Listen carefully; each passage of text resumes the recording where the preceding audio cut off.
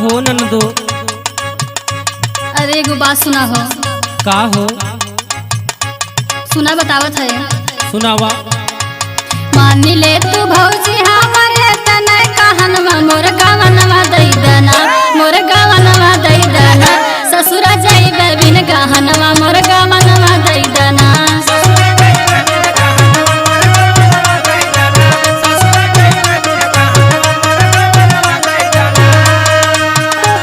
मान ले तू भौजी हमारे तने कहनवा मोर गावनवा दई देना, मोर गावनवा दई देना।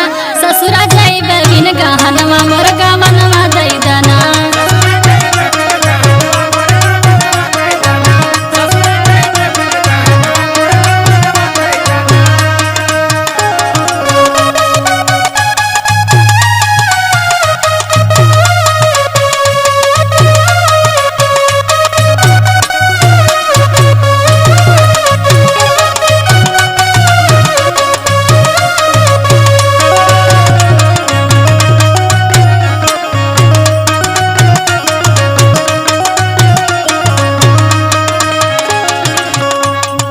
और सुना भौजी। सुनावा हो नंदो। हाथ जोड़ी भौजी हम कारी लानी भरवा।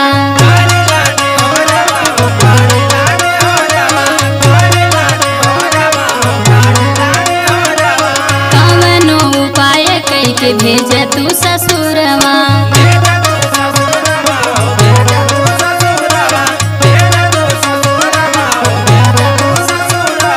हाथ जोड़ी भौजी हम कारी लानी भरवा। कवनो जतन कई के भेज तू ससुरवा। और सुना। सुनावा हो। हर घड़ी याद आवे हमरो सजनवा मोर गावनवा दई देना, मोर गावनवा दई देना। ससुरा जाइबे बिन गहनवा मोर गावनवा दई देना।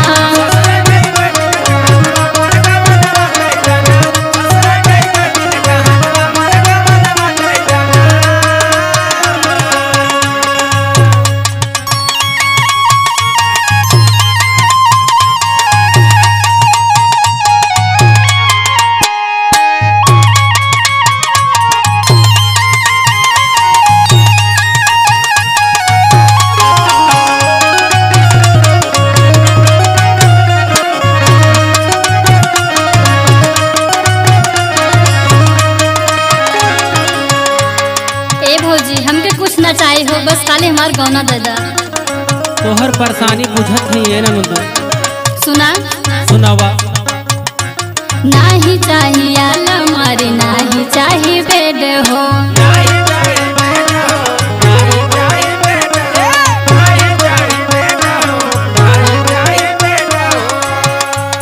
एमएस के अदीत से भोला नाही बेट हो।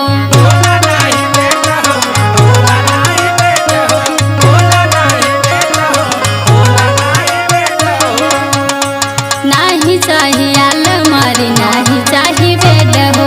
आदित्य एमएस के से भोला नाही बेट हो। सुना। बोला हो। आना कानी कर जानी माना मोर कहनवा मोर गावनवा दई देना, मोर गावनवा दई देना। ससुरा जाइबे बिन गहनवा मोर गावनवा दई देना।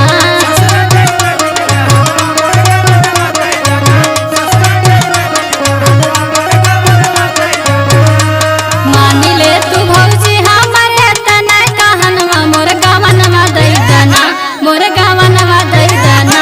ससुरा जाइबे बिन गहनवा मोर गावनवा दई देना।